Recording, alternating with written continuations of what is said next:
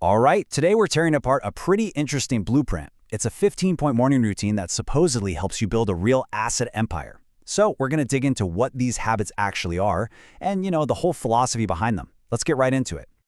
So right out of the gate, the source material hits you with this really provocative claim. It basically says that what most of us think is a smart financial move, like taking a $10 bill over a cool old silver coin, is totally, completely wrong. And honestly, that one idea, it's the key to everything we're about to go through. Which, of course, brings us to the big question, right? If cash is fake money, then what on earth is real wealth according to this blueprint? Well, stick around because the next 15 habits are all designed to answer exactly that. Okay, so first up, the fake money problem. Before we get to the solution, we got to understand the problem this whole routine is even trying to fix. And according to the source, it all starts with how we're taught things in school. The whole argument here is that our school system, well, it's great at training you to be a good student. It teaches you to follow the rules and get good grades, but it completely drops the ball on financial intelligence. It basically sets you up to work for your money, instead of teaching you how to make your money work for you. And get this, to really drive the point home, the source renames the FICO score a FIDO score. Yeah, like a dog. The idea is that it's just a score that says you're a good, obedient borrower who pays their bills. It says absolutely nothing about whether you can actually build real wealth. And this comparison just lays it all out. What the system cares about, your grades, your FICO score, is totally different from what a banker supposedly cares about. A banker isn't looking at your report card. They're looking at your financial statement, your income, your expenses, and the big one, your assets versus your liabilities. Two completely different games. All right, so now that we've defined the problem, the blueprint moves into the solution, and it starts in a place you might not expect, not with money, but with getting your body and your mind right first thing in the morning. These first few habits are all about building a solid foundation. Wake up early to get a jump on the day. Take a shower, which the source actually connects to building trust in business. Then, frequent exercise and fueling your brain with the right stuff, like protein and vitamins, not a bunch of sugar.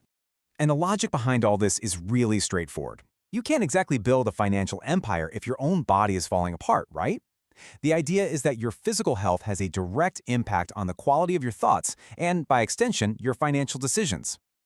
Okay, so the body's primed and ready to go. Now the blueprint shifts gears to focus on your mind. It's all about rewriting your mental code and fundamentally changing how you think about problems and money. And according to this philosophy, there's one single phrase that we all use, and it's like a giant mental roadblock to building wealth. Getting rid of it is apparently one of the most critical steps you can take. And that phrase is, I can't afford it. The source just calls this a lazy mindset. Why? Because it's a statement. It's final. It literally shuts your brain down. You're telling yourself the problem can't be solved, so your brain just stops trying. So the simple but powerful fix is to change that statement into a question. How can I afford it? See the difference? That little shift flips a switch in your brain. It goes from mission impossible to, okay, let's solve this puzzle. It forces you to get creative and actually start looking for a solution. And this big mental rewrite is backed up by a bunch of other habits. Things like mindfulness to get control of that voice in your head, reading all sorts of different things to stay sharp, actually taking quiet time to think and plan a few steps ahead, journaling to work through your ideas, and always, always asking questions. Don't be afraid to look like you don't know something. All right, part 4, executing the strategic blueprint.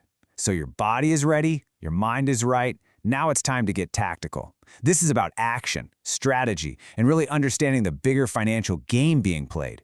A huge piece of this is checking in with your team, your mentors, your circle. It all comes back to that old saying, your network is your net worth.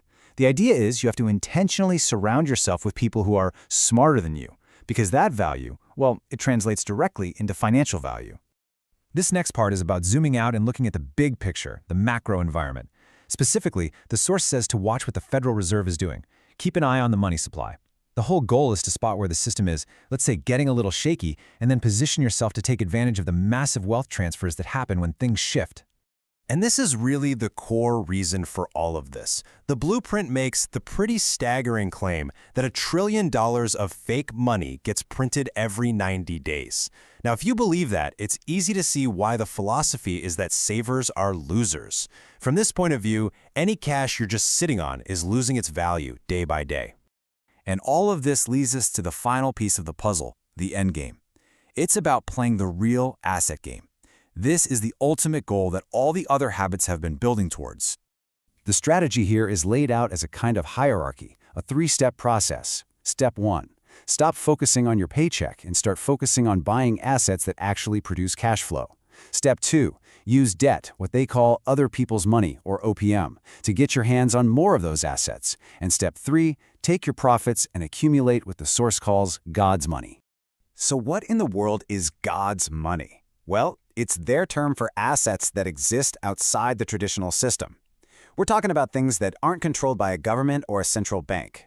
Think physical stuff like silver, or digital assets like Bitcoin. In this blueprint, this is the ultimate form of real wealth.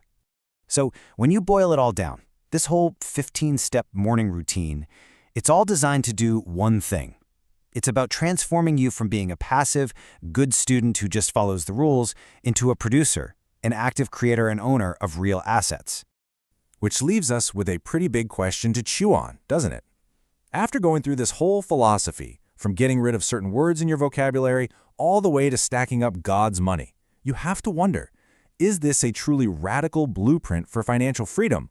Or is it a high-risk gamble that throws out the rulebook? Something to think about, for sure.